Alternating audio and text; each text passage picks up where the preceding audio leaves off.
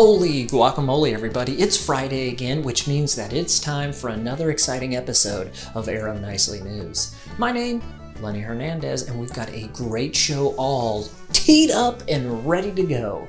Rachel Essmyer, longtime employee of the Boulevard Senior Living in St. Charles, stopped by on her wedding day to say hello. The community's Honor Breast Cancer Awareness Day. Vitalia Montrose visits the Art Museum while cosplaying as Goodfellas. But first, let's meet Christina Campbell, the new Resident Services Director for the Princeton Senior Living. Look, if that's not enough show for you, I don't know what is. Welcome to Arrow Nicely News.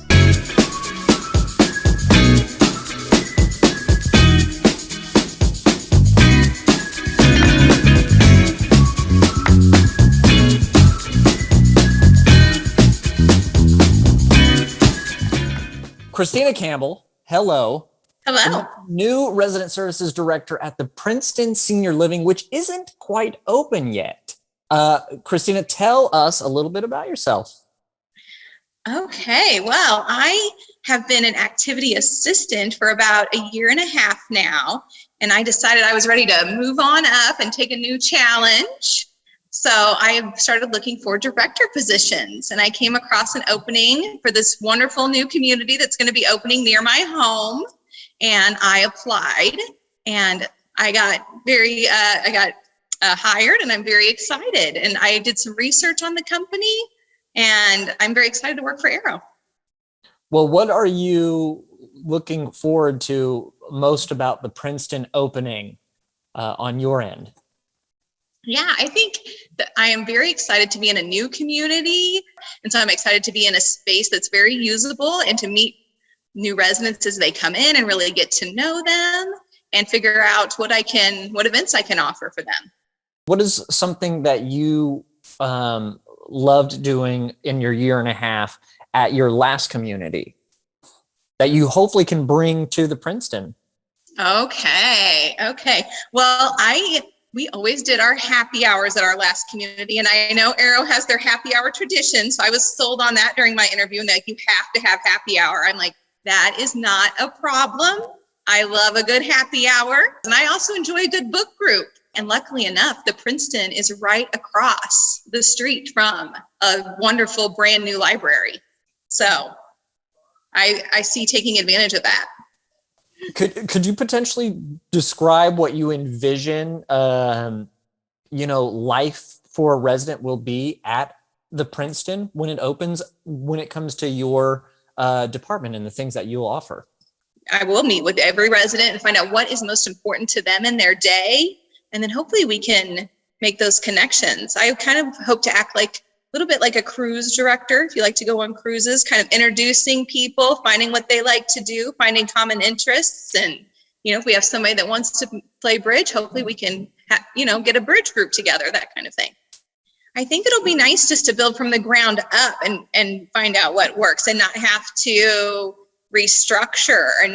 And so we'll be able to, start from the ground up on what the residents are really wanting. So I think we'll be able to make a really good, fulfilling program for them.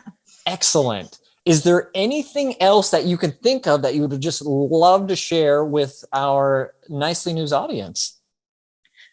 Well, I'm just hoping to make the Princeton a very exciting, fun environment for our residents, a positive environment, and have lots of fun new activities. And I'm always willing to try something new. And so I may be coming up with some off the wall ideas, and I'm hoping our residents will too. And we're going to have a good time. Did you see a few weeks ago, we highlighted a resident who went skydiving for the third time, and she was over 94, I think. Wow. On her 94th or 5th birthday, she went skydiving. I missed that. I'm so new. I missed that. Is that something you would want to do? You would take your residents skydiving? I may not go in the plane with them and do it myself, but I would be happy to film that for them on the ground. And you can do it indoor too. I'm thinking like there's the indoor. If there's a resident who wants to try that, I might even do that one myself inside with the air. There is just on the other side of into the Kansas border, Yes. I saw there's a huge building that is an indoor skydiving. That's the one I'm thinking of. That's a totally drivable distance too. We could do that. we can go up there and make that happen. Do you by any chance know when it's going to be open? The latest I have heard is February of 2022. So we're just a few months away. Yes, we're getting there. I'm very excited. Christina, thank you very much for taking a little bit of time out of your day to sit here and chat with me. We're super excited for the Princeton to open. Yes. And we're so glad that you're here. Looking forward to seeing exactly what the programming is going to look like and the events are going to look like at the Princeton. So thank you so much. Thank you. Until we see each other in person. All right. Sounds good. I look forward to meeting you in person. Rachel Essmyer, now Sheehan, is Arrow's Regional Resident Services Coordinator, but before she recently joined our regional team, she called the Boulevard in St. Charles her second home. Thus, when the day came she tied the knot with her fiancé, she knew the day couldn't pass without stopping in to say hello to her favorite people, the residents. She and her husband did the rounds, and everyone was so thrilled to see them on their special day. It's just another heartwarming example of how residents in our communities and caregivers really do become family. A huge congratulations to Rachel as she and her new husband Matt begin this wonderful new journey together. October is Breast Cancer Awareness Month, a time to show support for those impacted by the disease. There is about a 13% chance that a woman will develop invasive breast cancer at some point, so this is an important cause for, well, everyone. To do their part to honor those who have had this disease and to raise awareness, communities wore pink and held events with a very familiar pink ribbon. Those included, but were not limited to, the Madison Senior Living, Gentry Park Senior Living, the Kent Ridge Senior Living, and Vitalia Active Adult Community Montrose, who paired it with Sweetest Day.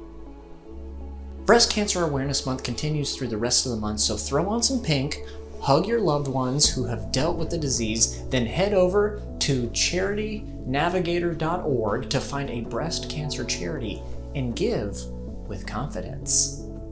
And speaking of Vitalia Montrose, their Sweetest Day celebration isn't the only exciting thing happening at that community.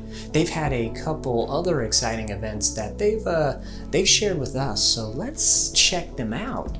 First, they went to the Canton Museum of Art to check out their beautiful works there. They saw sculptures such as this rhino made of repurposed tires.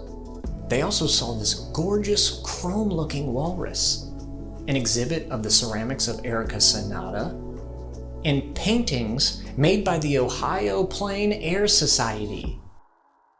Then for their next event, they rolled back the clock a full century. The Vitalia Wise Guys and Femme Fatale sat down for a gangsta party. They dressed up the dining room to look like a 1930s pizzeria. Then these guys and dolls donned their glad rags, put some pizza in their kisses, and had a swell wing ding. But remember, folks, you didn't see nothing here. We don't need any stool pigeons preaching to the fuzz, unless you want to wind up catching some Chicago lightning and sleeping with the fishes. Well, that's all from your man on the ground, Lenny Hernandez. And if you got beef with that, don't worry. We'll be back next week with another exciting episode of Arrow Nicely News. So wait patiently, or you better bring your mean shooter. No button man clips me without a fight. For Arrow Nicely News, I'm Lenny Hernandez. But you didn't hear that from me.